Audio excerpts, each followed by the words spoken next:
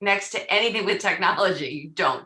Was that you that said that, Andrew? Yeah, that's fine. Okay, thank you. Please. Please, please.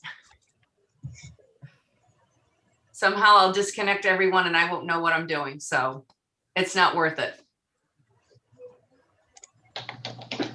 I have another meeting at 10, but that shouldn't be a problem, right? I do too, so we better be done by 10. I hope not.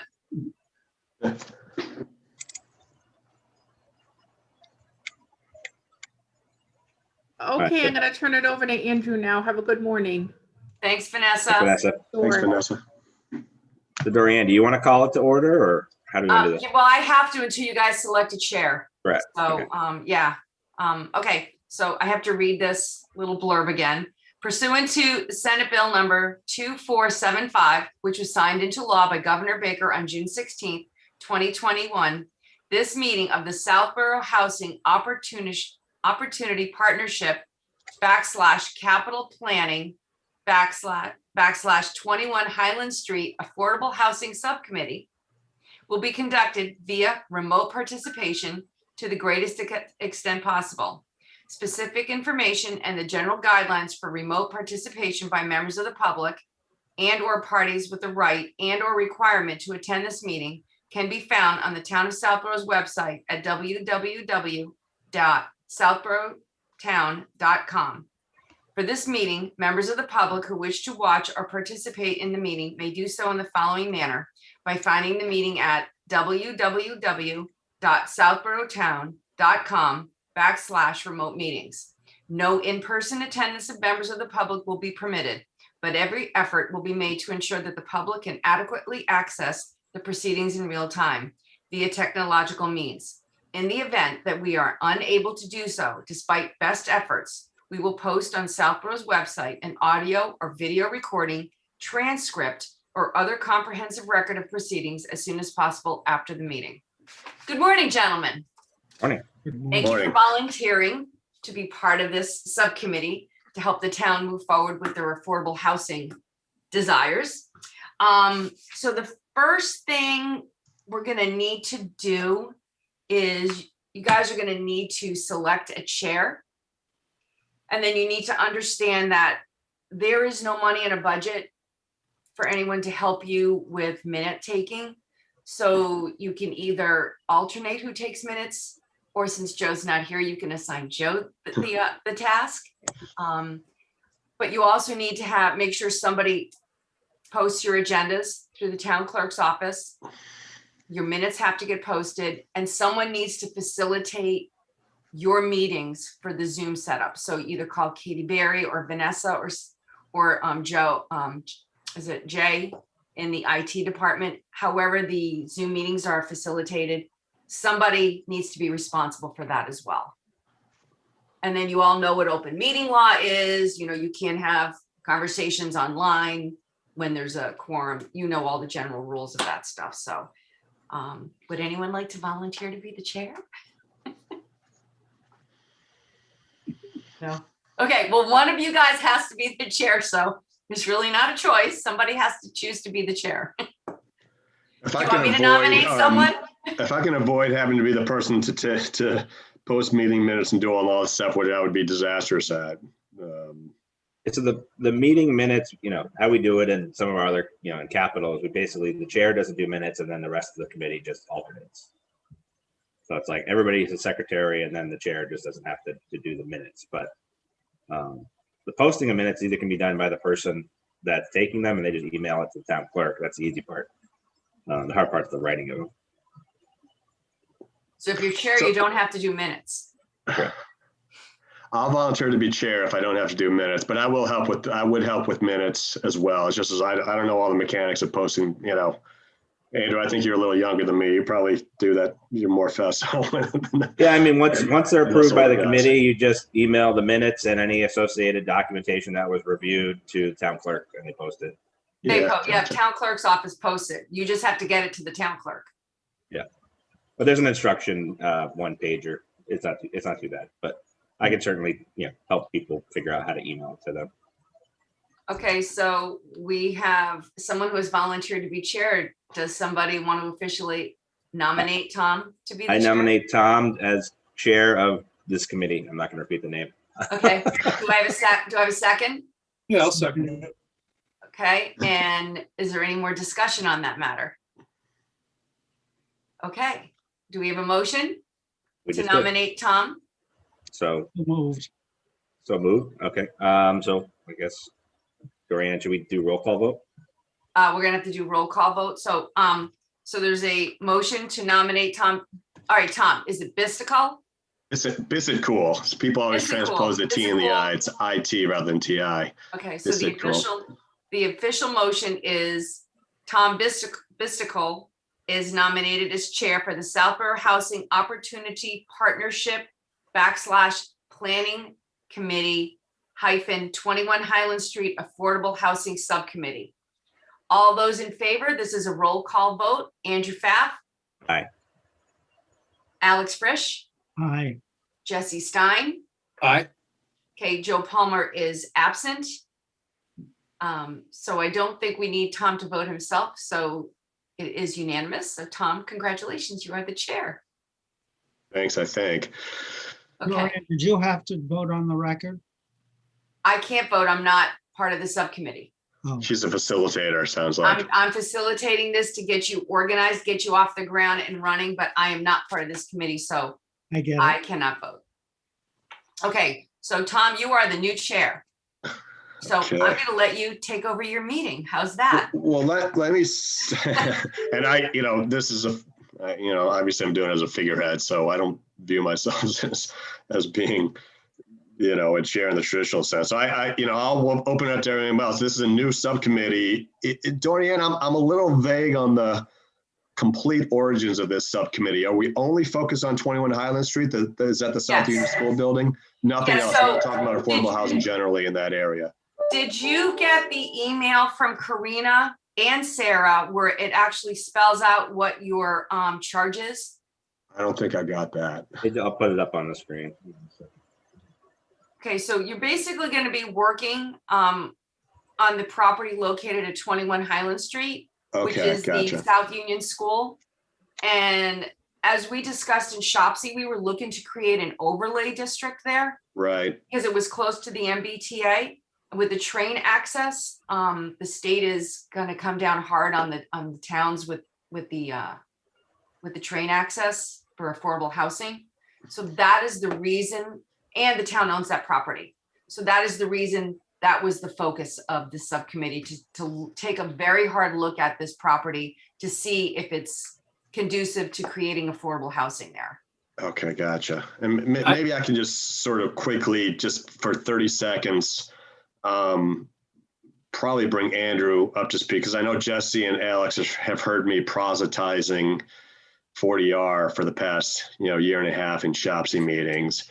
But just to give you a quick 30-second overview. I mean, I'm not a zoning attorney. I'm a commercial real estate attorney, but I'm not a zoning attorney. So I don't do this stuff for a living. So I don't, have any particular expertise in this area, but 40R is, the zoning overlay district that the state has created, really the purpose of which is to sort of promote the creation of affordable housing. And the way it works is that if, within that zoning district overlay, developers have development incentives to develop housing within that zoning overlay district. And I think the incentives are basically higher density, more units, than they would otherwise be able to get, under normal zoning. And obviously more money for the developers if they get more units and more density. And then the quid pro quo under the 40R zoning is that they have to agree to make a certain percentage of the units affordable. And then there's other bonds in there where the state has a fund and they will give back, that they're cognizant of towns being reluctant to create more housing because it's more burden on the school systems and town facilities and infrastructure and all that stuff.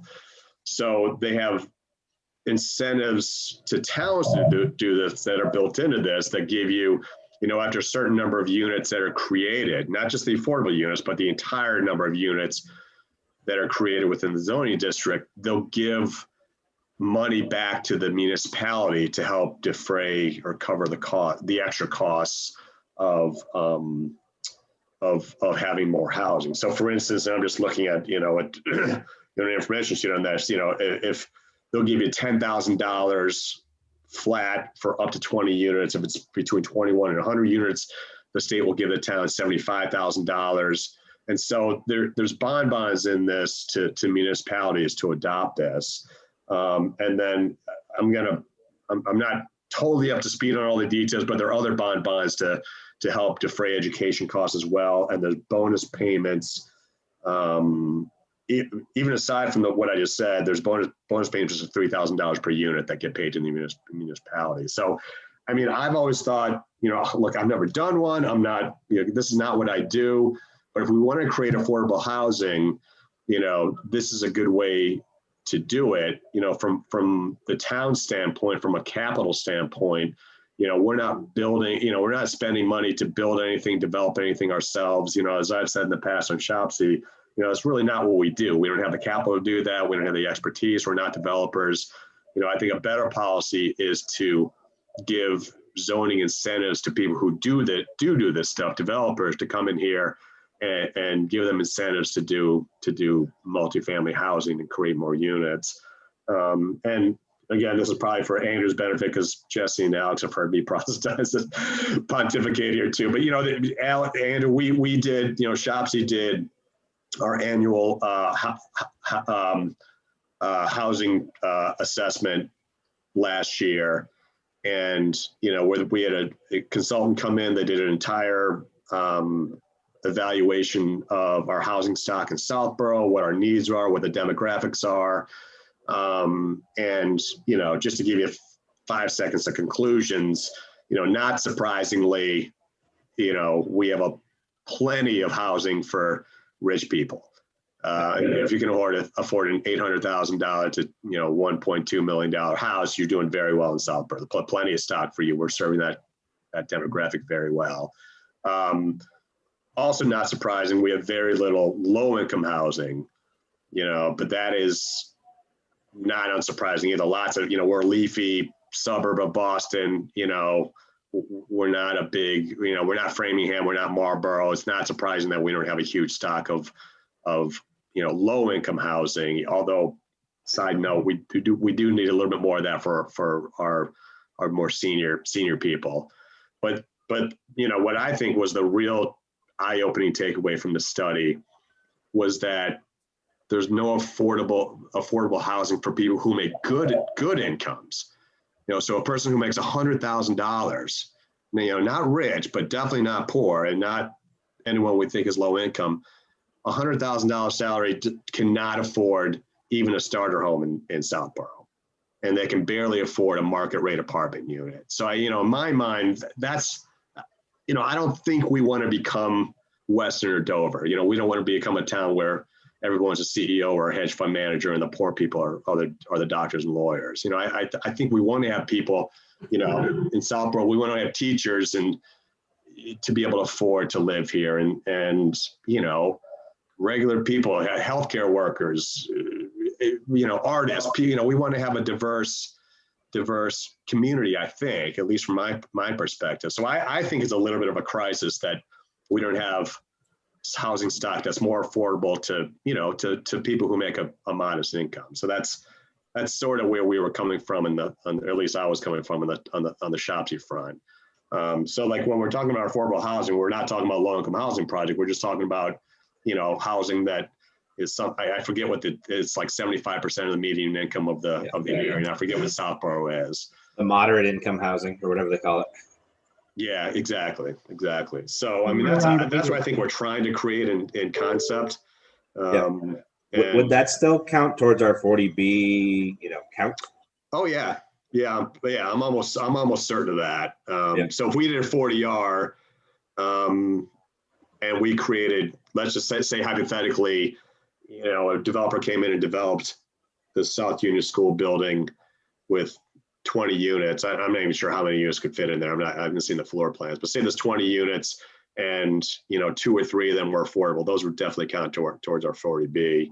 Although, from Shopsy's standpoint, we don't, we're not trying to, 40B is good for the creation of affordable housing from Shopsy's standpoint. So we're not, we're not super incentivized to get past that, even though other people on this town are on this committee are members of other committees who are interested in seeing the 40B threshold met so that we don't have developers coming in. And, you're right. We don't like developers coming in and shoving a project down our throat under 40B. So there are benefits to getting over that threshold.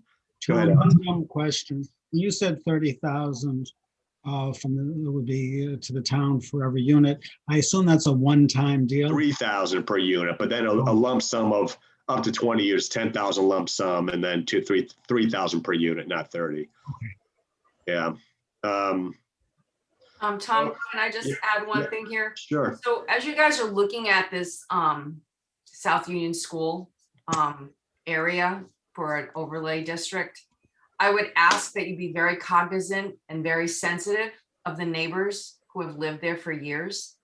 And as you look at it for development purposes and or changes or added buildings or whatever, I do ask that you be sensitive to the fact that, the people who live there, you don't want to really impact their quality of life by coming in and just tearing everything down except for the building and then just overdeveloping that area. So Hey, I just, thought you weren't on this committee. What's no, going on? I'm just asking you to just be cognizant of the neighbors. You're part of 2 main committees in town, Shopsy and Capital. I'm just throwing that out there just to be sensitive of the neighborhood that you are looking to develop. Right. Well, there's So- always going to be that tension, right? Right, Because and from our it's not, it doesn't standpoint, have to be tense, Tom. It's just please pay attention and be cognizant of the impact, I understand, but what you're going to be bringing to this neighborhood. Just totally be understand. cognizant of it. That's Yeah, all. sure. And- No, it's definitely like anything else we do. There's going to be different stakeholders and interest groups who are going to have different views on what we're doing. But I think from a core standpoint, if we want affordable housing to be created as part of this project, a developer is not going to be incentivized to do that unless they can get enough units to make it economically feasible. So there is. You're doing affordable / market rate. Just remember, it's affordable / market rate housing. So it's going to be a combination. It's not going to be. Yeah, no, I know. Yeah, I know. But my point is that I think the developer, whether they want to build within the, if they build within the footprint and existing structure of the South Union building, then that's not going to change anything in the area. It depends on what the developer wants to do or what the town wants to do.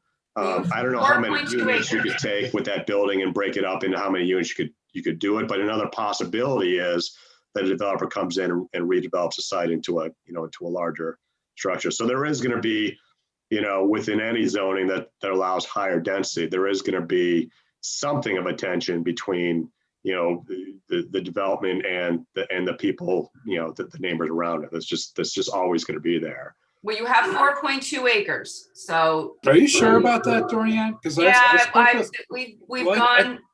I talked to Karini yesterday, and she thinks it's only 3 acre site. I know It's- she does It's it. 3 on the Assessor assessment, is- but it's probably more like 4. to It's Doreen's point. 4.2. It's 4.2. So- The assessor has it at 4.2 as well. I'm going to throw this out there. I think it might be a good idea for us to change the charge or update the charge with the Board of Selectmen to add a couple seats, like one from CPC and one from open space. Because if we're serious, if we want to actually get something that'll pass a town meeting, if we huddle and come up with something without including a couple more people, I'm dubious about our chances of getting something passed in terms of any kind of zoning change or capital expenditure. So I guess I'm making a motion for discussion to approach the BOS with a change in our or update in our charge to broaden the membership to add 2 seats, one from Open Space Commission and one from CPC. And I may not get a second. Why do you think you need someone from open space? I can understand the CPC because you could possibly get some funding there, but why? Dorian, I'll second it for discussion. And then Yeah. Dorian. start this. So the reason would be that that there's enough greenery and town-owned woods, as well as a playground that I'm sure that the town is going to want to retain ownership in, that it would warrant having an open space member on this I subcommittee. think we should certainly consult those areas, but I'm not sure they need to be here for every meeting we're going to have. And they weren't on, I mean, Capital brought it to the selectmen to put it out for bid. The playground wasn't going to stay there. They were going to try to move it.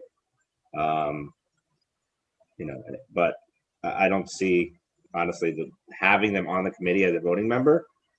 I mean, I think that would be a lot of meetings for them to sit through for where we wouldn't necessarily talk about that topic in every meeting. I think it makes more sense to bring them in and have a joint meeting at certain points. Yeah, and I sort of view it that way from Andrew's standpoint too. No matter what we do, there's going to be other boards that are going to have to weigh into it. If we decide to come up with a zoning overlay district, it's going to have to go through all those other committees as part of that process. It's Okay. not that we're, but to your point, and also to Dorian's point, the way you draft the overlay district, you can incorporate terms that promote some of the policies that we're worried about. So if we're worried about impact on neighbors, you can do things like setback requirements and things like that, and open space requirements. We can build those into the zoning overlay that we put in. I think we have a lot of flexibility to do that. So there are different interests, and if we go down this road and do decide to do an overlay district, we're going to get feedback from all those other committees. There's not enough open space, so we'll tweak the bylaw to have more open space. The neighbors come out and say, I don't, want a monstrosity, 10-story monstrosity next to my house. We can say, well, we're going to put a 3-story limit on this, and we're going to make sure there's a landscape buffer and make sure you can't be closer than 50 feet from the property. There are all lots of things that you can put, just like in any zoning enactment. There's things you can do to lessen the impact and incorporate the impact on other people who have a stake in it. I would say as a realtor, the neighbors' options are a lot worse than this. Because if this doesn't go through, a developer could come in there and really use that space in a way that the neighbors would find far more objectionable. Like, I can't imagine how many units they could put in there. And yeah, I mean, if they did a bunch of houses and they'd use every single square foot they could, and So I would think that would be our selling point when we get to that point. And I think bringing at least getting conservation on board is a good idea. Whether they have to attend all the meetings, I don't have an opinion, but I agree they should be brought on board.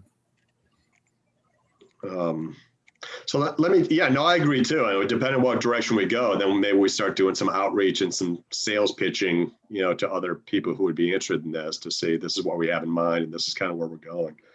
But let me throw it out to you all. I mean, did you come into this with any other thoughts on how we want to approach this building? I mean, I just proposed one thought, which is 40R, which has been something that I've been thinking about, for a long time. We've talked about it in Shopsy, but did anyone else have any other thoughts on what we would, coming into this meeting as what we do with this building? Yeah, we had talked about some, but before we get there, Jesse, do you want to either withdraw that motion or do you want to have us to vote on it? Withdrawn. Okay. So Hey, Tom, guys, one of the ones I'm sorry, Andrew, I'm gonna step off because I'm not on your committee and it looks like you don't really need me to facilitate or help with anything. You've got a chair. Thanks, and you can Dorian. Figure it out. Okay, so thank you very much again for everything you guys are doing and good luck. And if there's anything Shopsy can do to help you, please let me know.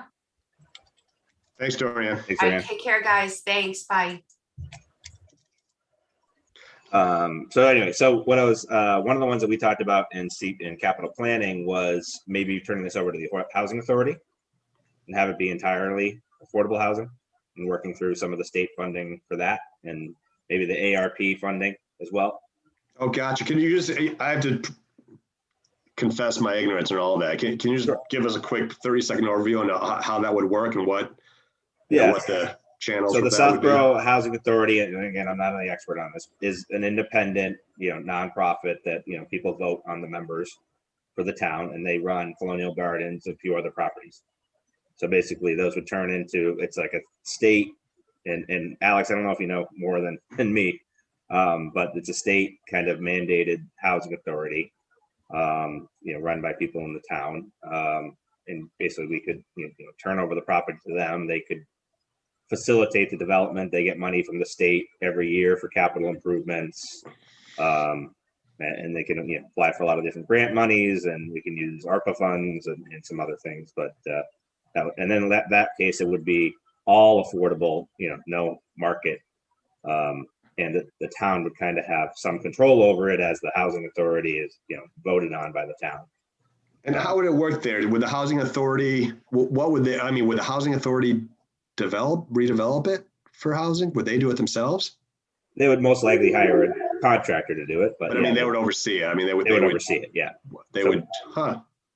How, Oversee the management of it. gotcha. Just in case everyone doesn't know, I'm on that board.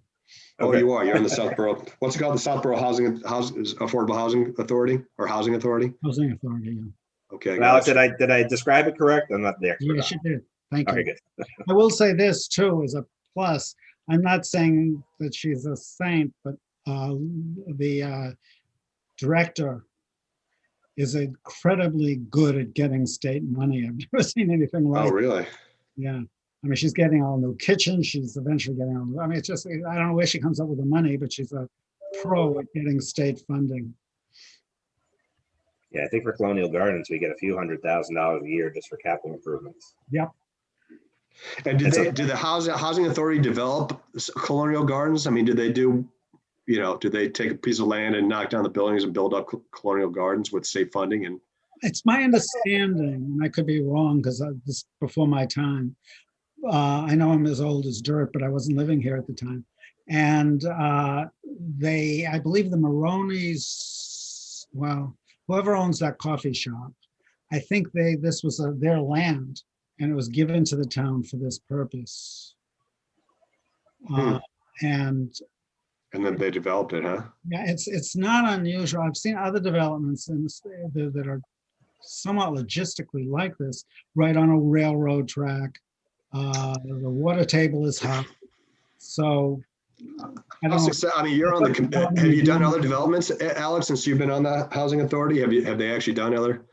They've just restored some Okay. individual houses, but nothing on that scale. Because in concept, if we're trying to create affordable housing, it would obviously be better to have 20 units of affordable housing. If the housing authority did the development themselves and made it all affordable housing, than if we just did an overlay and a developer did 20 units and we only got 3. Obviously, it would obviously be better to have the Southborough Housing Authority do that and have it all be affordable. And I think when we were kind of thinking about it, it was, the building itself, I think they had plans or perk testing for a 10 unit or a 10 bedroom septic. Was that all? 10 bedroom? You could probably put more, but that was just for the main building. Right. And that's just a perk test for the right in the front. And then you could parcel it out, and I think 5 or 6 other parcels. I think the developer that wanted to develop it was going to make 3 parcels in front. So say we do the similar floor plan as they were talking about. You make the South Union building into, I don't know, 5 2-bedroom units or something like that. And then you put in 3 or 4, either, 2 families or townhouses or something that's not, a monstrosity, that's in scale with what, maybe what kind of like what they did on Main Street next to the church. I don't know, something relatively good looking and Yeah, the yeah. neighborhood, and you get 20 units or so out of it. Yeah, and- God, that'd be fantastic. So, and- so just tell me again, like administratively, that the Southborough Housing Authority would do that whole thing to fund, because that sounds to me like a, like a $30 million project. It's hard for me to imagine we've got the talent to do that, but maybe with help. Because that sounds better than anything we've talked about. I'm a tad skeptical I'll speak to about Ian the and see if feasibility we of think it. we're up to it. It sounds like an awful, it sounds to me like it's beyond our capabilities, but maybe not. I will say one side note, though, there's a favorite theme of mine. Let's not underestimate the need for septic. The septic system here cost a fortune, and it's not fully as functional as it should be. And if you're talking, I mean, the water table in this whole section, the side of Boston, is pretty high. So septic is a big restriction on everything.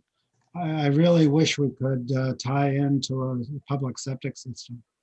Yeah, I know, but that, I know that's another it's just topic. not gonna I be. digress, but I always plug that. Yeah. So, Bartolini John- did, when I was on the ZBA, Bartolini did that project on Parkerville Road at the corner of Parkerville and Southville. And that was, I think he probably ended up having, I remember we had a big fight about the number of units they would get.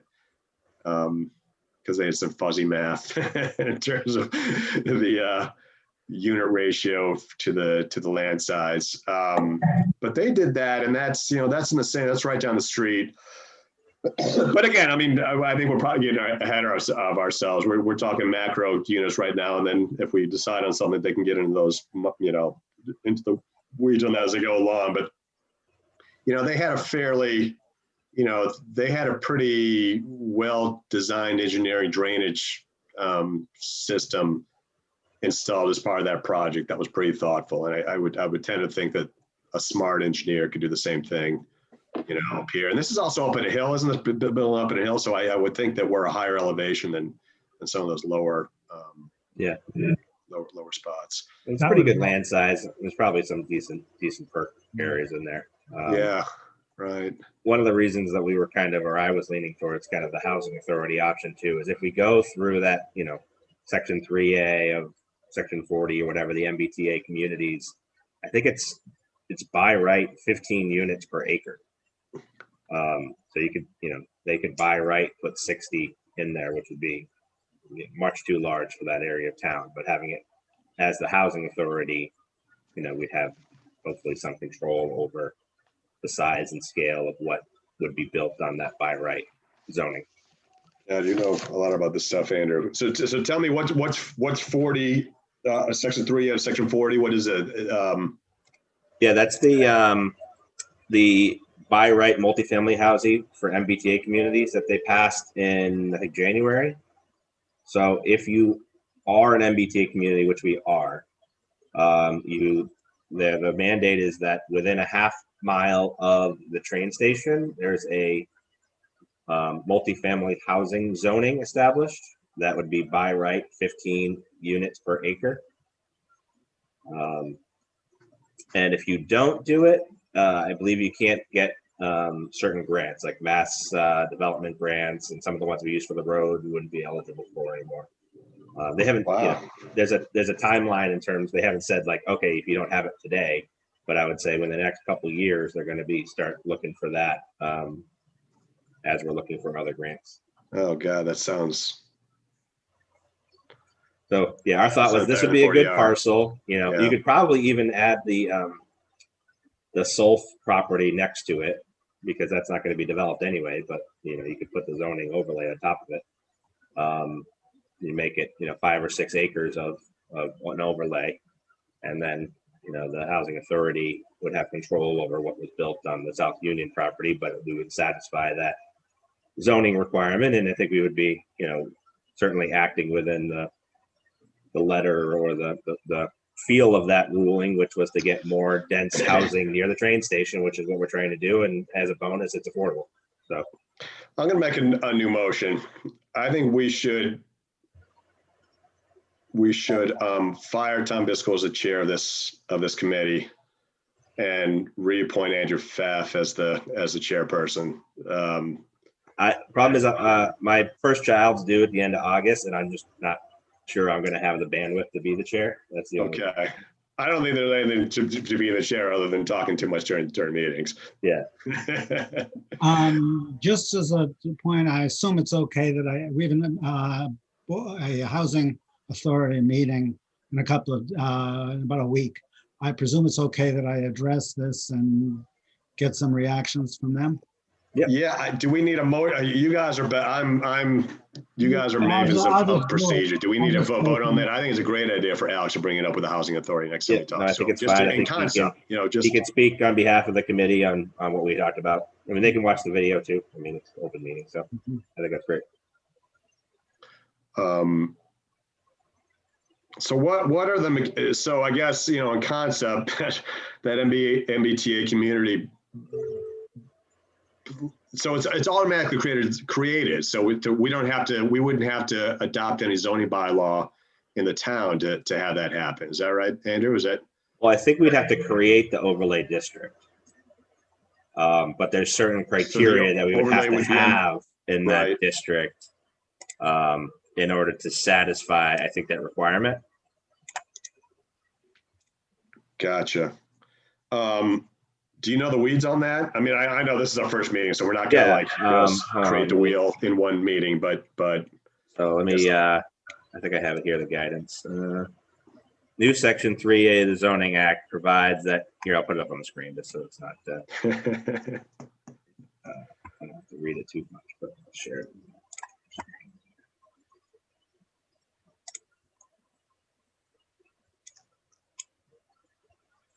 All right, there it is. So, yeah, zoning act shall have a zoning ordinance or bylaw that provides at least one district of a reasonable size, which I don't know what the technicality of a reasonable size, but I figured, Yeah. you know, 5 or 6 acres is probably sufficient.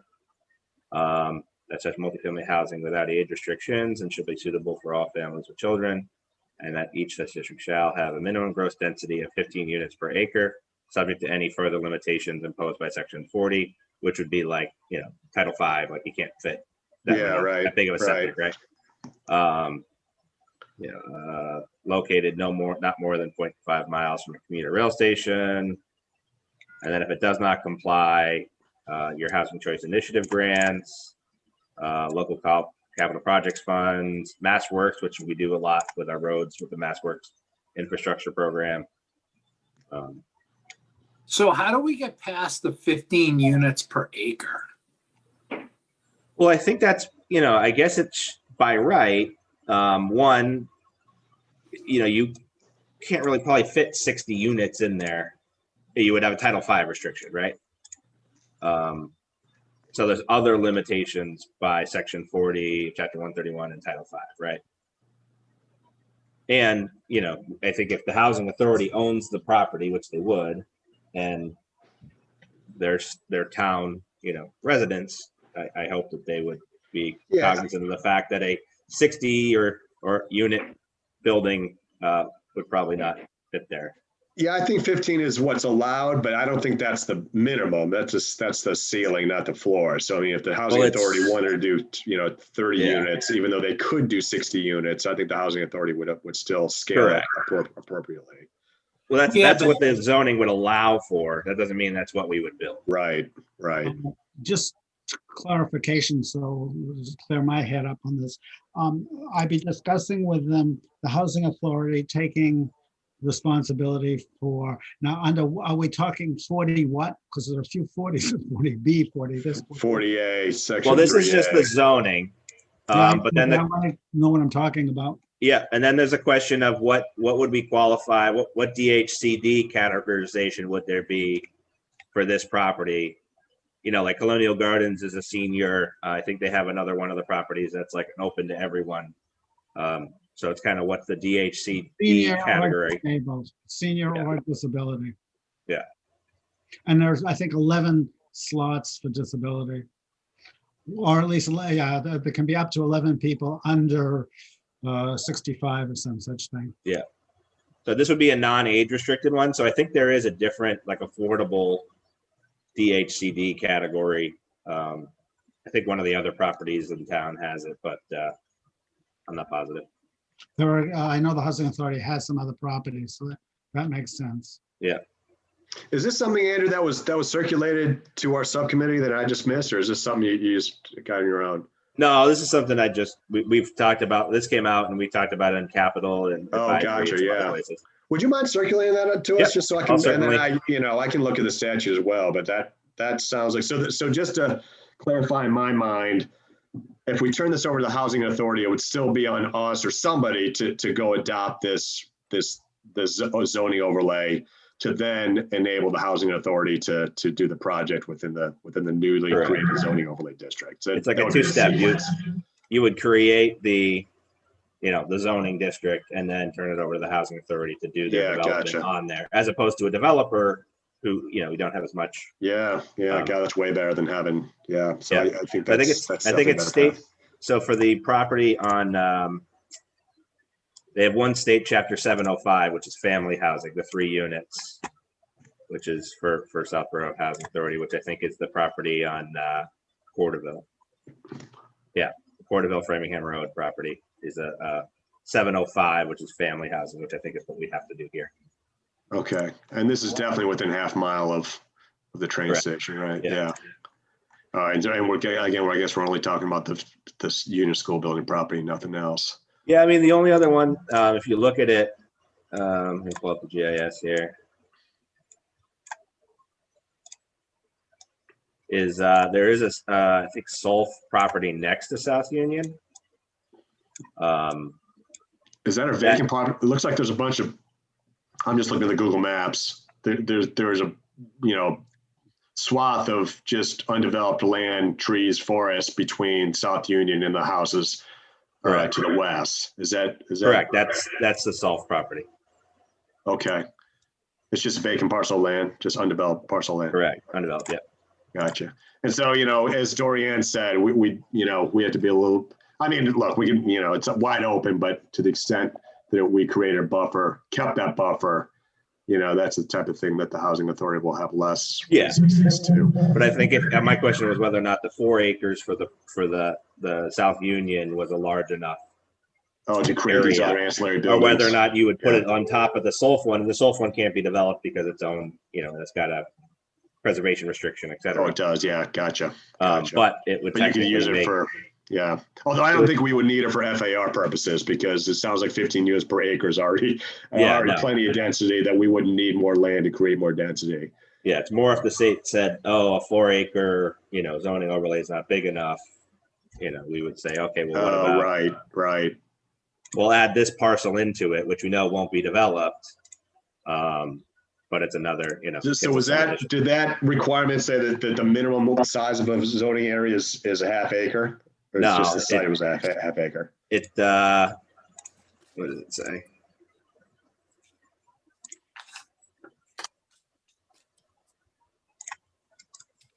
What is it? Of reasonable size. Okay, gotcha. I mean, just to throw it out there, like any zoning district, we can make the zoning district bigger, even though nothing's really going to happen outside of the South Union School building. And people always, neighbors always get confused and energized because they think that their property being rezoned means that it's going to get torn down. But the reality is that's not true. It's they still own their property.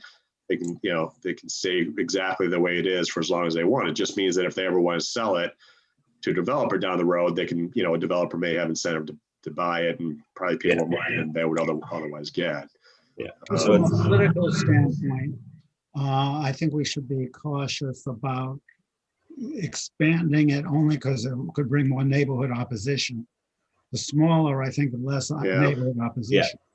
Right. Yeah, I mean, I would say I would just do the 4.2 acres of South Union as the overlay, but if they said, oh, it has to be 5 and the other parcels. Oh, we can use what's it called? What's the other parcel? That's Solf. How do you spell it? Southborough Open Land Foundation, SLF. Okay, gotcha. So we always have that to add to the zoning district. I see what you're saying. Yeah. But it shouldn't, really. Change. There's some other like landlocked land out there that is not, has any frontage on a road or anything, but I'd be a Yeah, little bit right. hesitant to put anything there, because then all of a sudden there's a big development going in, because they could have it by Right. right. But I think this would allow, I couldn't think of another property out there that we could designate as this, that we would have to control to make sure that. Well, why don't we Something. start there in concept and just say, hey, this is what we want to accomplish. If we had our wishes, we would just zone the South Union School building property as the zone and go with that. And if we find out as we go down the path that that's not, going to fly, then we can figure out creative ways to expand it without causing a, Yeah. causing as little ruckus as we can. So we've been on for an hour, so I think we should kind of wrap up. What do you think next steps we should have? Alice is going to present to the Housing Authority at the next meeting, just kind of get their feel for it. And then maybe between now and our next meeting, I don't know, how often do you guys want to meet? I cannot meet until September. Oh, really? Gosh. Going on vacation? I'm in Maine next month. Oh, good. Gotcha. I'm down with going, we're almost into August. It's good vacation. I'd be good for going into September if you guys are. I think in between we can all, and I'm definitely going to look into, what the vagaries of this 40A section 3A zoning are and talking about some of the mechanics. I think sometimes, with shops, we talk about things in concept and they stay in concept for, month after month. I mean, I'd love to take a concept. It sounds like we have a great idea here. Let's just go down the road and make it more concrete. Is this actually feasible? What's involved in doing a zoning overlay district? Jesse, you probably have a lot of expertise on that front.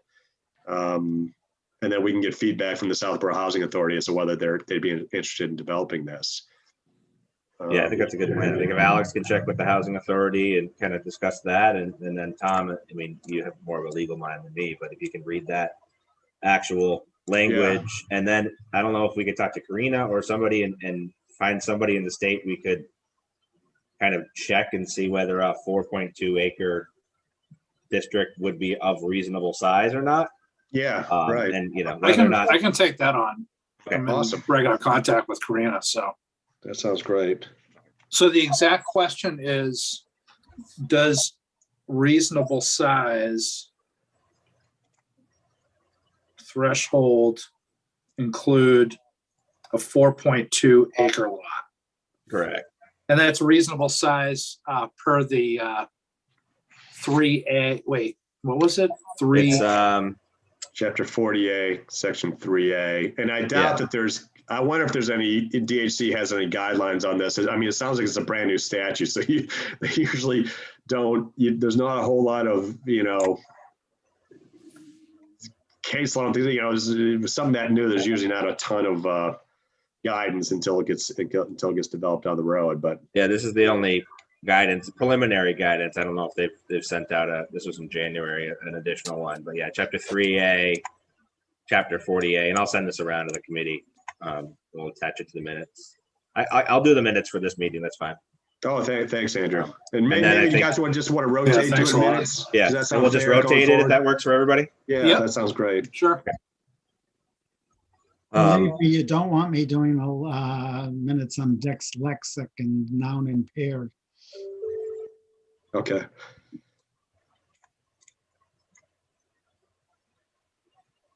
But yeah, so it's just the preliminary guidance here. But if you read the whatever Acts of 2020, section 18, chapter 358, blah blah blah blah. Yeah, gotcha. So, you know what, Alex, what we could use a hand on is the facilitation, like setting up the meetings on Zoom and stuff. I have no trouble learning to do that. I love technology. So you'd have to, I think, liaise with the tech guy whose name I Yeah, can't Jay remember. Montillo, who's the new tech director, he can get you set up on how to. It's not that hard. I've never done it, but Okay, so you want me to coordinate with him? That's fine. Anything technological I like. all right. So Alex will be the meeting setup helper. Tom will be the chair, and then Jesse, you, me, and Joe and I share minutes for Capital too. So I think the three of us can handle minutes. That sounds good. That makes. a plan. Do you want to choose the next meeting date while we're here? I'm happy to go into the first week of September. I mean, I know we talked about, God, I feel like, can we continue to do Zoom? It's just so convenient, so we don't. Yeah, all we have to could do shut Zoom down to until at least town hall. Is April that of still allowed? 2020 for now.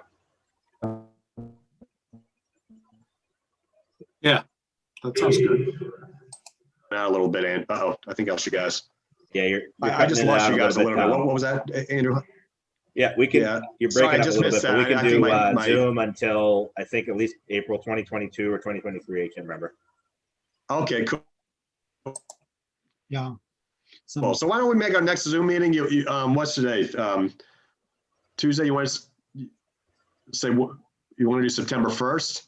You back in by then, Jesse, or? Yeah, that's, sorry. And do these mornings work? Does it make sense to do it at 8 o'clock in the morning or 8:30 in the morning? Evenings would be better. Me too. I don't like to get up before 8. If we could do like either Would you Tuesday prefer or doing the Thursday, evenings? because advisory Okay, and good. capital are usually Monday, Tuesday.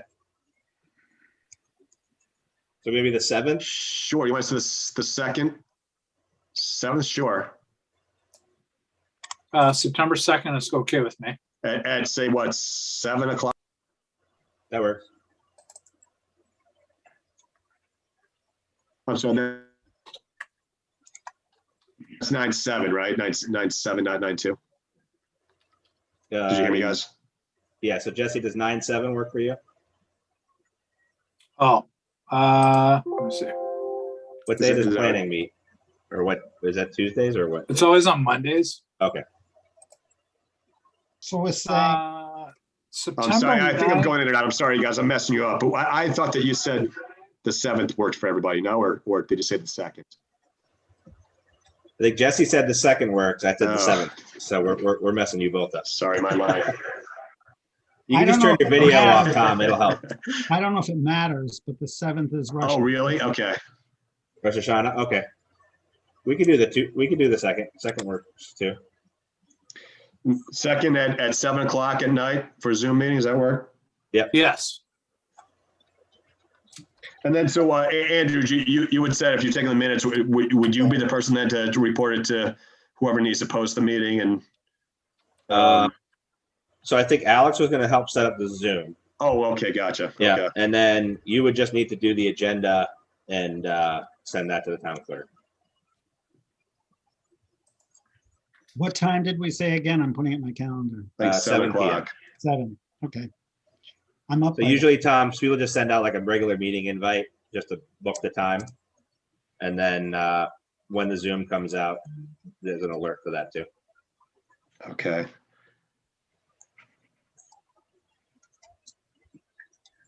So one of us has to set up the Zoom meeting or just coordinate it with whoever's in the town does I it? guess that's what I'm doing. Yeah, setting up gotcha. the meeting. And if you could do me a favor, Andrew, and just email to me or text to me the contact person I should speak to get going on that. Yep, I'll put it in. I'm writing an email with the other part. I'll just put it in there. Sure. Thank you. And I think there's a Tom. I'll find it, but I think there's a like posting of agenda instructions from town clerk. But I think it's pretty easy. Okay, cool. Thank you. Thank you, Al. Okay.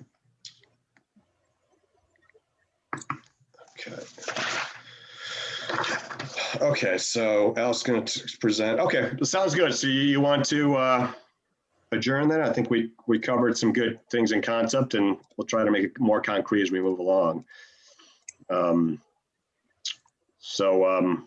Yeah, I'll post the agenda for the. Oh God, I'm going out again. Yep. Well, you'll post that, but so I guess we're good. Okay. Sounds good. Do we need to do Motion to adjourn. Yeah. motion to adjourn? Second. All in favor? Aye. Aye. Okay, Aye. sounds good. Thanks, everyone. Thanks, everybody. Thanks. Andrew, is that a real background? No, this is my actual office. This is my barn.